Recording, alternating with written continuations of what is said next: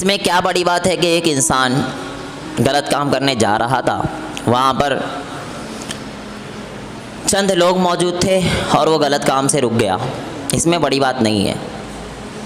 बड़ी बात इसमें है कि वो उस काम के करने पर कादिर था, उस गुनाह के करने पर कादिर था, वहाँ पर उसे कोई नहीं देख रहा था, उस वक्त वो रुक जाए। असल तो बड़ी बात ये है। तो हम रमज़ान के महीने में रुक जाते हैं। उसकी मिसाल मैं ऐसे भी देता हूँ कि हम फजर से लेकर अफ्तारी तक के रुके हुए होते हैं। क्यों रुकते हैं? अल्लाह के हुक्म की वजह से। हम चाहे तो बंद कमरे में कुछ भी खा ले, कोई देखने आ रहा है? कोई नहीं आ रहा। हम चाहे तो चोरी छुपके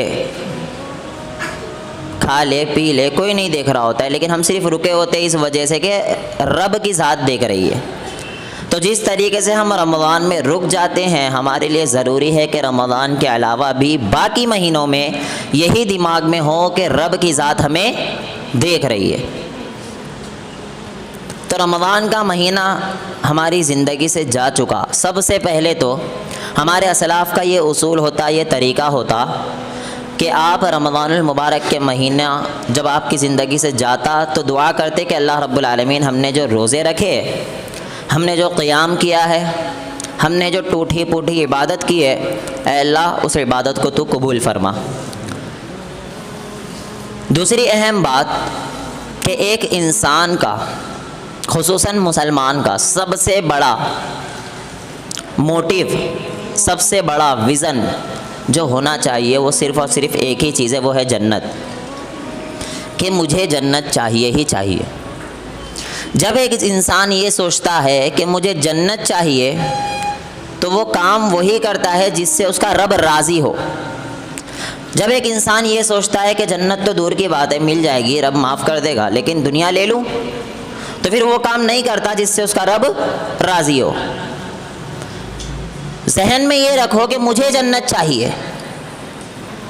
जब आपके जहन में ये समा जाएगा, बस जाएगा, जैसे आपके जहन में बाज़ लोगों के ये होगा कि फ़ला शख्स के पास बहुत बड़ी कार है, मिसाल ले लो, उसकी फॉर्च्यूनर है, अल्लाह मुझे भी दे दे, दुआएं कर रहे हैं। तो हाँ, आपका मोटिव, आपका विज़न क्या बन गया? आप वो कार हासिल करना।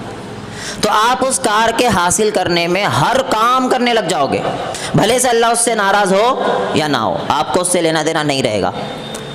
उसी तरीके से आपका अगर विज़न ये बन गया कि मुझे क्या चाहिए? जन्नत, ये बन गया ना, तो अब आप वो काम करने लग जाएंगे जिससे आपको जन्नत मिल जाए। झूठ बोलने से रुक जाओगे, अपने आप रुक जाओगे, कोई नहीं रोकेगा आके कि रुक जा ना, खुद ही रुक जाओगे। क्यों रुकोगे? पता है मुझे जन्नत चाहिए, और मुझे जन्नत मिलेगी कब? जब मैं गलत कामों को छोड़ूंगा। तो याद रखिए, जन्नत किन लोगों को मिलती है? जिनका नामा अमाल उनके दाएं हाथ में दिया जाता है। नामा अमाल कल क़यामत के दिन राइट एंड लेफ़्ट दो हाथों में दिया जाएगा। सूरह हाक़्क़ा के अंदर अल्लाह रब्बुल आलमीन कहता है, फ़अम्मा मन ऊतिया किताबहु बियमीनिही, जिसका नामा अमाल उसके दाएं हाथ में दे दिया गया, फ़यक़ूलु हाउम इक़्रऊ किताबिया, वो शख्स कहेगा ये लो पढ़ो, ये है मेरा नामा अमाल। जैसे एक बच्चा एग्ज़ाम में पास होता तो पास होने के बाद कितना खुशी से भागता है माँ बाप के पास कि मैं पास हो गया हूँ, या फिर फर्स्ट आता है, फर्स्ट पोजीशन हासिल करता है, कितना खुशी से भागता है कि मैंने फ़र्स्ट पोजीशन हासिल कर ली है। लेकिन उसी के मुकाबले में अगर कोई बच्चा फेल हो जाता है तो वो भागता, वो मुँह छुपाता कि कैसे भी बच जाऊँ और कोई मुझसे पूछे ना। सोचो यार कि ये दुनिया है, आपको इतने लोग जानते भी नहीं है। इतने लोग जानना तो छोड़ो, थोड़े से एक रिश्तेदार है, उनमें आप चाहते हैं कि अपना मुंह छुपा लूँ अगर फेल हो जाते हो। उनमें आप चाहते हो कि किसी भी तरीके से ये भूल जाए, मुझसे पूछे ही ना। तो सोचो वो रब का दरबार होगा, हशर का मैदान होगा, वहाँ पर सेम सिचुएशन, रिज़ल्ट अनाउंस किया जा रहा है, रिज़ल्ट दिया जा रहा है, और हम तमाम ही लोग यहाँ पर लाइन में लगे हुए।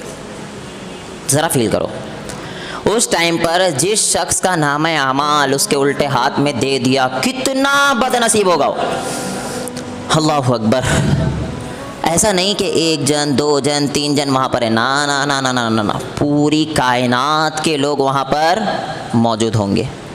और वैसी सिचुएशन में आप सोचो, आपका नामा अमाल कहाँ दिया जा रहा है?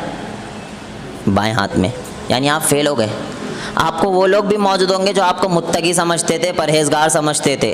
वो लोग भी मौजूद होंगे जिसकी नज़र में आप वलीउल्लाह थे।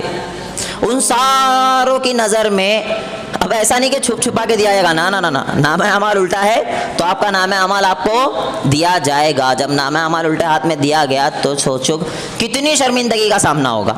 अम्मी आयशा ने सवाल किया था ना रसूलुल्लाह सल्लल्लाहु अलैहि वसल्लम से, और सवाल करती है अल्लाह के रसूल सल्लल्लाहु अलैहि वसल्लम, जब हशर का मैदान होगा, सारे ही नंगे होंगे, बरहना होंगे, तो औरतें शर्माएगी नहीं?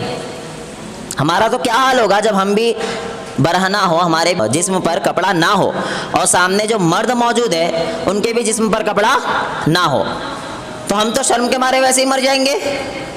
तो अम्मी आयशा ने सवाल किया था, रसूलुल्लाह सल्लल्लाहु अलैहि वसल्लम ने उस सवाल के जवाब में क्या कहा?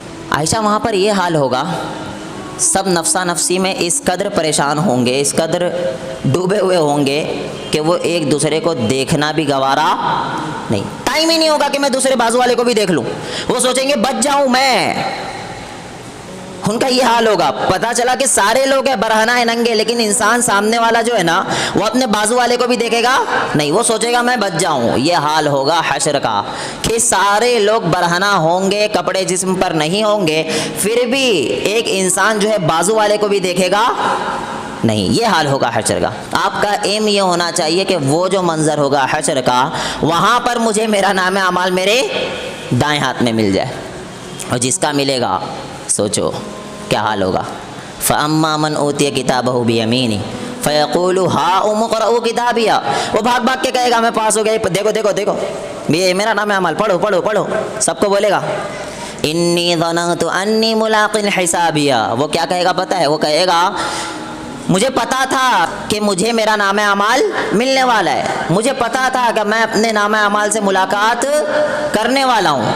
एक बच्चा जब अच्छे नंबर से पास होता है, उसे पता होता है ना कि मुझे मेरा रिजल्ट मिलने वाला है। वही मामला कल क़यामत के दिन होगा।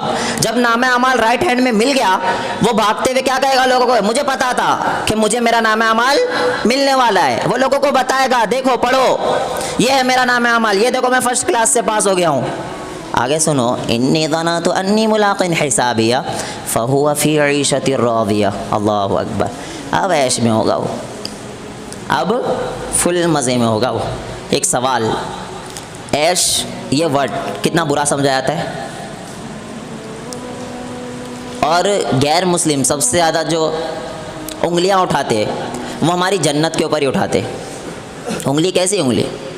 अल्लाह रब्बुल आलमीन ने जन्नत के ताल्लुक़ से क्या क्या नहीं कहा है। इंसान जो चाहेगा उसे मिलेगा, शराबन तहूरा मिलेगा, हर चीज़ उसे मिलेगी, यहाँ तक के हूरें भी उसे वहाँ पर दी जाएगी। तो उंगली क्या उठती सबसे पहले? ये देखो, ये सारा ठरकीपना जन्नत में हो रहा है, नौज़ुबिल्लाहि मिन ज़ालिक। कौन उठाते? गैर मुस्लिम। और अफसोस की बात यह, हमें भी पता नहीं होता है कि जन्नत है क्या, हमें भी पता नहीं होता है कि जन्नत का मतलब क्या है, जन्नत में क्या क्या मिलेगा। सबसे पहली बात तो ये है, वहाँ पे तो ठरक पूरी होनी है जन्नत में, समझ रहे हो बात? जो दुनिया में ठरकी था वो जन्नत में जाएगा? सवाल ही पैदा नहीं होता। जन्नत में तो जाएगा ही वो शख्स जो दुनिया में मुत्तकी परहेज़गार था, जो बुरे कामों से दुनिया में रुक गया, वही शख्स कहाँ जाएगा?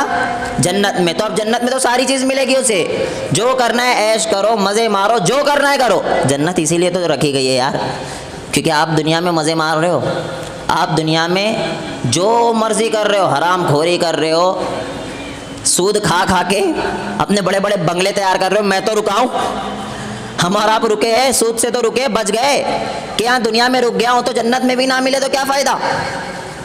तो अल्लाह रब्बुल आलमीन ने जन्नत का जो नक्शा खींचा है ना, वो बताया ही ऐसी चीज़ है कि जिससे इंसान अट्रैक्ट हो, जिससे इंसान के जहन में ये पैदा हो, दिमाग में पैदा हो कि यार जन्नत वाकई में कोई कुछ चीज़ है, कुछ तो चीज़ है जो मुझे हासिल करना है। तो 72 हूरों का मसला हमारी मुस्लिम ख़वातीन के जहन में भी ये चीज़ डाली जाती है कि जब मर्दों को 72 हूरें मिलेगी या हूरें मिलेगी, तो औरतों को क्या मिलेगा? देखो इस्लाम क्या करता है, जुल्म। इस्लाम क्या करता है? नाइंसाफ़ी। मर्दों को तो हुरे ही हुरे, मज़े ही मज़े, और औरतों को कुछ भी नहीं। अब इसका जवाब क्या दोगे आप? डिबेट चढ़ते पता है न्यूज़ चैनलों पे बैठ के, और वो बेवकूफ़ मौलवी बहुत से वहाँ पहुँच जाते, और बाकी तो अल्लाह बेहतर जानता है, लेकिन ज़ाहिरी तौर पर ऐसे ही लगता है वो सारे पैसे लेके बैठे हुए। वो आसान आसान सवाल रहते, मेरा ख्याल है बच्चा भी अरबी अव्वल का तालिब इल्म होता हमारे मदरसे में ना, वो भी जवाब दे देगा। लेकिन वो जवाब ही ऐसे देते, करतूती ऐसे उनके होते कि सामने वाला चमाटी बजाए, और बजाए भी थे एक ने। पता है ना क्या चल रहा था 72 हुरों के ऊपर फुल। तो ये मौलवी बैठते भी ना पैसे लेके ही है, ऐसे लगता है, बाकी अल्लाह बेहतर जाने। सवालात होते 72 हुरों के ऊपर, आप जवाब कैसे दोगे? आपको पता होना चाहिए कि अल्लाह रब्बुल आलमीन का ये उसूल है, कायदा है कि इस्लाम कभी भी फितरत से हट के बात नहीं करता। वही चीज़ों की बात करता है जिसका ताल्लुक़ फितरत से होता है। उसकी मिसाल ऐसे लो कि क्या अल्लाह रब्बुल आलमीन ये कहता कि दुनिया के अंदर जो लोग गोश्त खाते पका के, तो अल्लाह ये कहता कि जन्नत में आपको कच्चा गोश्त मिलेगा? हंसने वाली बात होती। क्यों नहीं कहा अल्लाह ने? क्योंकि ये फितरत है ही नहीं भाई। एक आध बंदा 100 में से निकल जाएगा जो कच्चे गोश्त चबा रहा है, आदमखोर, एक आध मिल जाएगा ना। बाकी 99 तो कैसा खाते? पका के खाते। तो एक जो है वो कच्चे वाला है, 99 पक्के वाला है, तो मिसाल किसकी दी जाएगी? अरे बोल लो, 99 वाले की मिसाल दी जाएगी, एक वाले की मिसाल तो नहीं दी जाएगी। वैसे ही इस्लाम का ये उसूल है, कायदा है कि जब भी जन्नत के ताल्लुक़ से अल्लाह रब्बुल आलमीन बताता है तो बातें वो करता है जिसका ताल्लुक़ फितरत से होता है। फितरत से हट के बात नहीं बताई जाती। देखिए, एक इंसान के साथ, एक मर्द के साथ आप 70 औरतों को छोड़ दो, वो मर्द परेशान नहीं होगा। लेकिन एक औरत के साथ आप 70 मर्दों को छोड़ दो तो वो औरत का क्या हाल होगा? ज़रा गौर करो। पता चला फितरत की बात कर रहा है इस्लाम कि एक मर्द को अगर 70 औरतों के साथ छोड़ दिया जाए ना, तब भी वो मर्द मरेगा नहीं, वो मर्द को किसी तरह की तकलीफ नहीं होगी, बचे ही रहेगा। लेकिन अगर एक औरत के साथ 70 मर्दों को छोड़ दिया जाए तो वो औरत का क्या हाल होगा? बल्कि माज़अल्लाह नगले कुफर, वो औरत खुद कहेगी अल्लाह अगर ये 70 मर्द ही देना था तो मुझे जहन्नम में डाल देता। समझ रहे हो ना बात? आप नहीं समझ पा रहे हो? यह है फितरत। फितरत की बात कर रहा हूँ कि एक नेक मुत्तकी परहेजगार जो औरत होती है ना, वो कभी भी चाहती मेरा मर्द एक ही हो, मेरा मियाँ कितना हो? एक ही हो। वो कभी नहीं चाहेगी मेरे 4-4 मियाँ हो, एक ही मियाँ। हाँ, ये चाहेगी कि खूबसूरत हो, हैंडसम हो, थोड़ा अच्छा दिखने वाला हो, ये चाहेगी, और इसमें कोई प्रॉब्लम भी नहीं है। लेकिन एक से ज़्यादा मर्द कभी भी एक नेक औरत चाहती नहीं है। तो जो बैठ के डिबेट कर रही थी, मैं अक्सर कहता हूँ वो मौलवी साहब ये जवाब दे सकते थे। मैं अल्लाह से दुआ करता हूँ कि आपको वहाँ पर 72 शौहर ही दे अल्लाह, कम से कम ये दो कह देते। लेकिन जवाब नहीं देते यहाँ के लोग, उन्हें पता है कि अपने को मिलने वाला है माल, जवाब नहीं दिया था। कभी भी अल्लाह रब्बुल आलमीन उसूल की बात करता है, कायदे की, जो इंसान की फितरत है। कभी भी आप ये चीज़ को देखे हो कि एक औरत ने आदमी का रेप कर दी, इल्ला माशाअल्लाह, देखे आ गई हंसी। 99 में से 100 में से 99 तो देखे होंगे ये मखनचू आदमी करते, वो 1% कोई औरत निकल गई होगी, लेकिन 99% कौन होते? आदमी। फितरत, यही समझा रहा हूँ। औरत जो है उसके अंदर हया होती है, वो चाहती है मैं अपने आप को छुपा के रखूँ, वो चाहती है मेरा मियाँ कितना हो? एक हो। तो जिस तरीके से एक आदमी जो हमेशा चाहता है, जिसके जहन में हमेशा लेडीज़ घूमती रहती है, तो अल्लाह रब्बुल आलमीन ने उसूल भी यही बताया है कि ये दुनिया में इनसे रुक जाओ, जन्नत में तो आप सोचोगे भी नहीं ऐसी ऐसी हुरे दूंगा। समझ रहे हो बात? नहीं समझ रहे आप? दुनिया में आप औरतों से रुक गए, औरतों ने दावत दी, आप उसके करीब नहीं गए, अल्लाह कहता है रुका है ना तू, टेंशन मत ले, वहाँ पे दूंगा तुझे। क्योंकि फितरी तौर पर एक आदमी के अंदर जो जिस्मानी ख्वाहिशात होती है वो औरतों के मुकाबले में ज़्यादा होती है। इसीलिए अल्लाह रब्बुल आलमीन ने जो उसूल बताया, जो कायदा बताया, जिस पर उभारा है आदमियों को, वो यही कह कहकर उभारा है कि आपको कितनी औरतें मिलेगी? 72 हूरें मिलेगी, और साथ में आपकी बीवी भी मिल जाएगी। अगर अल्लाह मिसाल के तौर पर ये कहता कि आपको सिर्फ आपकी बीवी मिलेगी, तो बहुत से लोग परेशान हो जाते हैं, यहीं इतना मुश्किल से झेल रहे हो यार, वहाँ पे भी झेलना पड़ेगा। होता है ना, बहुत सी तो नेक है मुत्तकी परेशान, मेरा जो बयान सुन रही है उन औरतों के अलावा की बात कर रहा हूँ मैं, तो आदमी परेशान हो जाएगा। बहुत से ऐसे भी है, तो फिर अल्लाह रब्बुल आलमीन ने यही बताया कि आपको वहाँ पर अलग से औरतें, एक और चीज़ बता दूँ आपको कि वहाँ की जो हूरें हैं ना, और जो दुनिया में एफर्ट करके जन्नत में गई है औरतें, वो उनसे ज़्यादा खूबसूरत ही होगी औरतें। जो औरतें दुनिया में मेहनत करके अल्लाह रब्बुल आलमीन को राज़ी करके जन्नत में गई है, वो हूरों से अच्छी होगी, इसमें कोई दो राय नहीं है, क्योंकि उसने अल्लाह रब्बुल आलमीन को राज़ी किया है और उसके बाद जन्नत में गई है। और औरत को जब अल्लाह रब्बुल आलमीन ये कहता है ना आपका मियाँ मिलेगा, तो ऐसा मियाँ नहीं मिलेगा जो दुनिया में, अल्लाह रब्बुल आलमीन उस लेवल का मियाँ भी बना देगा वहाँ पर, उतना ही खूबसूरत भी मियाँ अल्लाह रब्बुल आलमीन वहाँ पर बना देगा। तो ये कहना कि एक आदमी को 72 हूरें मिलेगी तो एक औरत को क्या मिलेगा, ये सवाल ही बनता नहीं है। एक चीज़ और याद रखना, वलकुम फ़ीहा मा तद्दऊन, कुरान की आयत है। अल्लाह क्या कहता है, जो चाहोगे मिलेगा। अगर औरत चाहेगी ना मेरे मियाँ में ऐसी डेंटिंग पेंटिंग हो जाए, जैसे आज के टाइम पर, जबकि ऐसा चाहेगी नहीं, मिसाल दे रहा हूँ, कोई बहुत ज़्यादा खूबसूरत है, बहुत फेमस हो गया, और आप लोगों में ये बना हुआ है कि मैं ऐसा होना चाहिए था, वैसा होना चाहिए था, ये वो, मिसाल के तौर पर औरतों की ख्वाहिश है मेरा मियाँ शाहरुख खान जैसा हो, बहुत सी औरतें आती और उस चक्कर में शाहरुख खान की सारी पिक्चरें देखती छुप छुप के, सारी पिक्चरें। अगर उसकी ये ख्वाहिश है ना, जबकि जन्नत में ख्वाहिश नहीं रह गया, मैं मिसाल दे रहा हूँ, वलकुम फ़ीहा मा तद्दऊन का क्या मतलब है, अगर ये ख्वाहिश रहेगी ना तो वहाँ पर ऑर्डर पे बन भी जाएगा, समझे ना बात। यही तो जन्नत है। जन्नत में आप जो चाहोगे, जन्नत में आप जो ख्वाहिश करोगे, जो इजहार करोगे, सारी चीज़ें आपको मिलेगी और फितरत पे मिलेगी। उसकी मिसाल आगे देखो, अल्लाह रब्बुल आलमीन क्या कहता है, फ़अम्मा मन ऊतिय किताबहु बियमीनिही फ़यक़ूल हाउम इक़रऊ किताबिया इन्नी ज़ननतु अन्नी मुलाक़िन हिसाबिया फ़हुव फ़ी ईशतिर राज़िया फ़ी जन्नतिन आलिया क़ुतूफ़ुहा दानिया। अल्लाहु अकबर। आप लेटे हुए जन्नत में, आपके पास ऐसे गुच्छे लटक रहे होंगे, अल्लाह रब्बुल आलमीन ने ये कहा है। अच्छा, ये भी कह सकता था कि आपको काट के प्लेट में सामने पेश कर दिए जाएंगे, कह सकता था ना। ज़्यादा अदब की चीज़ तो दुनिया में ये है कि काट वाट के साहब लीजिए, साहब एक पीस लीजिए, बोलते ना पब्लिक, ये ज़्यादा अदब की चीज़ है। लेकिन अल्लाह रब्बुल आलमीन ने क्या कहा पता है, बोलता है आपके पास गुच्छे लटक रहे होंगे, मेवे आपके पास मौजूद होंगे। ये फ़ितरत है, इंसान की फ़ितरत, नेचर ये है कि उसे वही चीज़ ज़्यादा पसंद आती जो खालिस हो, वही चीज़ पसंद आती है ज़्यादा जो आँखों के देखते हुए वो अपने हाथ से उसे दरख्त से निकाले। तो अल्लाह रब्बुल आलमीन ने मिसाल भी वैसे ही दी। तो जन्नत में ऐसी ऐसी चीज़ें अल्लाह रब्बुल आलमीन ने रखी कि आप सोच भी नहीं सकते। और अल्लाह रब्बुल आलमीन ने कहा कि ना किसी आँखों ने कभी देखा होगा, ना आपका गुमान वहाँ तक जाएगा, वो चीज़ें आपको जन्नत में मिलने वाली है। तो औरतों को भी सारी वही चीज़ मिलेगी, कहीं भी अल्लाह रब्बुल आलमीन ने औरतों को नीचे नहीं दिखाया है। अच्छा, उसकी मिसाल एक और ले लो। रसूलुल्लाह सल्लल्लाहु अलैहि वसल्लम ने कहा कि जिसके घर 2 लड़की पैदा हो और उनकी वो सही तरीके से परवरिश करे, घरों तक पहुंचाए, तो वो जन्नत में मेरे साथ ऐसे होगा। कहा है? बोल लो। आदमियों के बारे में है? तो ये सवाल पैदा हो सकता है ना कि आदमियों को नीचा दिखाया अल्लाह ने, लेकिन मीडिया को लेना देना, क्योंकि आदमी है थोड़ा सही होते हैं आदमी, औरतें थोड़ी कच्चे जहन की होती हैं, उनको गुमराह करना बहुत आसान होता है, उन्हें जल्दी से हटा दिया जाता है इस्लाम से। और बहुत से औरतें हो रही है। अभी मेरे पास जामिया मिलिया ओखला में है ना, कहाँ पे मिलिया, हाँ, तो जामिया मिलिया का एक केस मैंने देखा वीडियो में कि वहाँ की लेडीज़, वहाँ की बच्चियाँ बुर्का पहनी हुई है और साथ ही साथ कलर से खेल रही होली। क्या खेल रही है? होली। ये तो खेलते क्यों है पता है? ताकि 4 लोग हमें क्या कितना लिबरल है, कितना अच्छा इस्लाम है, कहता है इनके साथ भी मिल जाओ, इनके साथ भी मिल जाओ, खेलते इसीलिए। लेकिन जब कमेंट सेक्शन आप देखोगे ना तो उसमें क्या था पता है? अल्लाह अकबर। ये दुनिया को राज़ी करते करते अल्लाह को भूल चुके। मैं बता रहा हूँ, कमेंट सेक्शन में ये था कि हम चाहते हैं कि हमें भी कोई ऐसी बुरखे वाली मिल जाए, हमें भी कोई बुरखे वाली मिले जो हमारे ऐसा ख्याल रखे। ये सारे गैर मुस्लिम थे और मैं तो अच्छे अल्फाज कह रहा हूँ, बहुत गलत अल्फाज थे। मेरा एक सवाल, आपने चंद लोगों तो राज़ी कर लिया, बाकी पब्लिक से तो गाली सुने ना। अगर आपके जहन में ये होता मुझसे राज़ी कौन हो?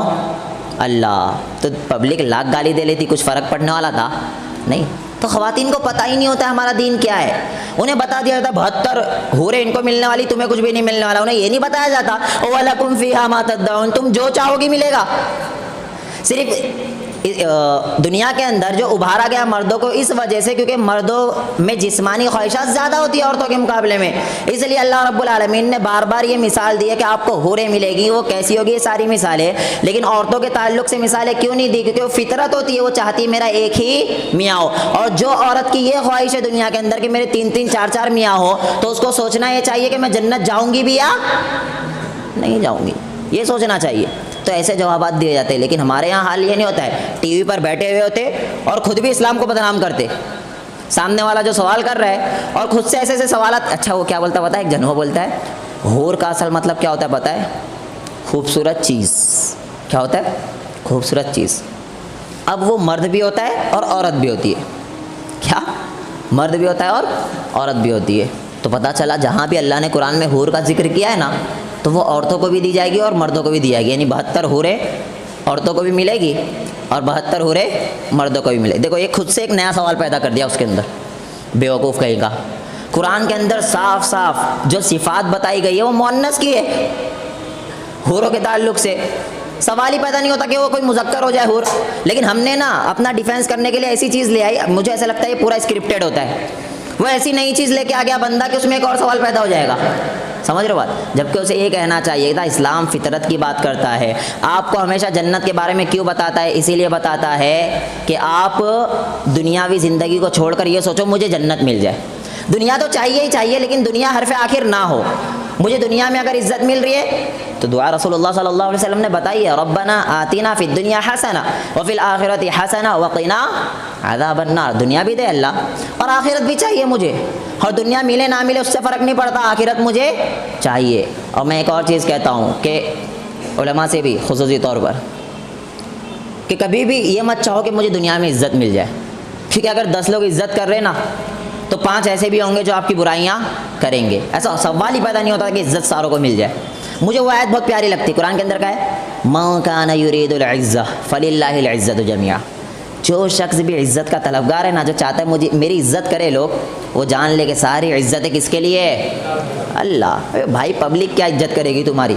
अगर एक आपके बारे में अच्छी बातें कर रहा है तो 4 ऐसे होंगे जो बुरी बातें करेंगे। तो पब्लिक की सोचो ही मत, ये सोचो मुझसे कौन राज़ी हो?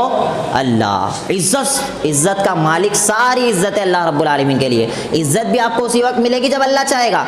ये कमबख्तियों ने हरकतें ऐसे की, देखो होली खेल ली और सोच रहे थे हमारा नाम रोशन हो जाएगा, लेकिन सबसे ज़्यादा बदनाम वही हुई, सबसे ज़्यादा गालियाँ भी उन्हें दी जा रही है। तो औरतों से भी खुसूसी अपील है, दीन को समझने की कोशिश करो। सोशल मीडिया के ज़रिए दीन ना सीखो, रील्स के ज़रिए दीन ना सीखो। रील्स में क्या होता पता है? वो एक AI चल रहा है, एक AI चल रहा है, एक ऐप है, उसमें जो डालो ना वो वैसा बोलने लग जाता है। वो किसी की भी कॉपी कर लेता है, मेरी भी कर लेगा, किसी की भी कॉपी कर लेता है वो ऐप। और वो ऐप मैं देख रहा हूँ कि ऐसी ऐसी हदीसें ला रहा है जिसका ताल्लुक ही नहीं है, ऐसी ऐसी हदीसें बयान कर रहा है। क़यामत की एक निशानी है। क्या निशानी है? कि इंडिया के अंदर सूरज ग्रहण आएगा। कल परसों आया था, 2 दिन पहले, हो गई क़यामत की निशानी। मतलब अब इसका मतलब बहुत करीब है क़यामत। और लोग सुन लेते हैं, अबे हाँ, ये AI वेआई के चक्कर में ना पड़ो। समझ रहे हो बात आप? बिल्कुल ना पड़ो। वो एक बंदा होता जो दुनिया में असली है या नहीं है ये भी पता नहीं होता, और यही तग़य्युर लि ख़ल्क़िल्लाह है। और इन्हीं लोगों के ताल्लुक़ से अल्लाह रब्बुल आलमीन ने कहा है कि कल क़यामत के दिन अल्लाह कहेगा इनके अंदर रूह फूँक के बताओ। मतलब वो बंदा है ही नहीं, कोई दुनिया में उस शक्ल का कोई नहीं है, आपने बना दिया बस। तो आपने क्या किया? अल्लाह की कॉपी की है। और अल्लाह की कॉपी जब करोगे तो सोचो कितना सख्त अजाब होगा। इन्ना अशद, सबसे सख्त अजाब उन लोगों को होगा जो इन तरीके की घटिया हरकत किया करते थे। तो आप AI के चक्करों में बिल्कुल भी ना पड़े। वो जो हदीसें आती है ना, वो सुन सुन के उसको शेयर करने की कोशिश ना करें, क्योंकि ऐसी ऐसी चीज़ आ रही है जिसका ताल्लुक है ही नहीं इस्लाम से। ये सारी चीज़ें आ रही। तो ख़वातीन से कहूँगा कि आप AI के चक्कर में ना पड़े, रील्स देख देख कर दीन ना सीखे। और आपसे आखिरी बात कहकर मैं बात ख़त्म करूँ, टाइम ज़्यादा हो जाता है, वो यही कि अब रमज़ान का महीना तो ख़त्म हो गया है। अब आप सोचो कि जिस तरीके से रमज़ान में मैं गुनाहों से बचता था, इंशाअल्लाह मैं 11 महीने भी बचूँगा, इंशाअल्लाह। दूसरी अहम चीज़, मेरे दिमाग में एक ही चीज़ होगी कि मुझे जन्नत चाहिए, इंशाअल्लाह। दुनिया के चक्कर में नहीं पड़ूंगा। दुनिया मिल गई, कोशिश पूरी करूँगा, एफ़र्ट पूरा मेरा रहेगा। दुनिया मिल गई तो अल्हम्दुलिल्लाह, नहीं मिली तब भी अल्हम्दुलिल्लाह। अल्लाह रब्बुल आलमीन मुझे इंशाअल्लाह जन्नत देगा। एम मेरा, विज़न मेरा सिर्फ जन्नत रहेगा। और जन्नत के बारे में जब पढ़ना हो तो सूरह वाक़िया उठा के पढ़ने लगना। सूरह रहमान उठा के पढ़ने लगना, तो आपको पता चल जाएगा क्या चीज़ है जन्नत। आप सोच भी नहीं सकते ऐसी चीज़ है जन्नत। तो जन्नत अपना विज़न बनाओ। और दूसरी अहम चीज़, अभी रमज़ान का महीना ख़त्म हुआ है, अब इसके बाद जो महीना चालू हो गया जिसमें अब हम खड़े हैं वो कौन सा है? शव्वाल का। शव्वाल का महीना है। तो शव्वाल के महीने के ताल्लुक़ से रसूलुल्लाह सल्लल्लाहु अलैहि वसल्लम कहते हैं कि जिस शख्स ने रमज़ानुल मुबारक के रोज़े रखे, सुम्मा अतबाउ सित्ता मिन शव्वाल, और उसके बाद शव्वाल के 6 रोज़े रखता है, तो काना का सियामिद दहर, तो उसको पूरे साल रोज़े रखने का सवाब मिलता है। तो आपने रमज़ान के रोज़े तो रख लिए, अब कोशिश करो कि शव्वाल के 6 रोज़े मैं रखूँगा। ज़रूरी नहीं है कि एक के बाद एक करके 6 दिन में 6 रोज़े रखो, ना ना ना, पूरे 30 दिनों में 29 दिनों में आप कोशिश करो 29 दिनों में मैं 6 रोज़े रख लूँ। आज एक रख रहा हूँ, नेक्स्ट डे मेरी जब छुट्टी आएगी जब रख लूँगा, जब छुट्टी आएगी जब रख लूँगा, और बीच में एक आध दिन निकाल लूँगा। ऐसे करके आप पूरे महीने में 6 रोज़े रखने की कोशिश करो। और इसके ताल्लुक़ से जो बहुत सारी कहानियाँ फैलाई गई है, औरतों के लिए होता है, ऐसा होता है, वैसा होता है, ये सारी क्या है? कहानियाँ है। एक्चुअल जो है वो सिर्फ़ और सिर्फ ये नफली रोज़े। रसूलुल्लाह सल्लल्लाहु अलैहि वसल्लम ने कहा है रोज़ा रखते हो तो पूरे साल रोज़ा रखने का सवाब मिलेगा, फजीलत बहुत ज़्यादा है। तो आप कोशिश करो शव्वाल के रोज़े आप रखो। एक और चीज़, इस्लाम के अंदर 2 ईद है, ईद उल फितर और दूसरी ईद उल अज़हा। शव्वाल की अलग से ईद नहीं आई है कोई। अपने में 6 होता ना, 7वें दिन क्या करता है? ईद चलती शव्वाल की। भाई ये भी बिदअत कर रहे हो यार, बच जाओ इससे।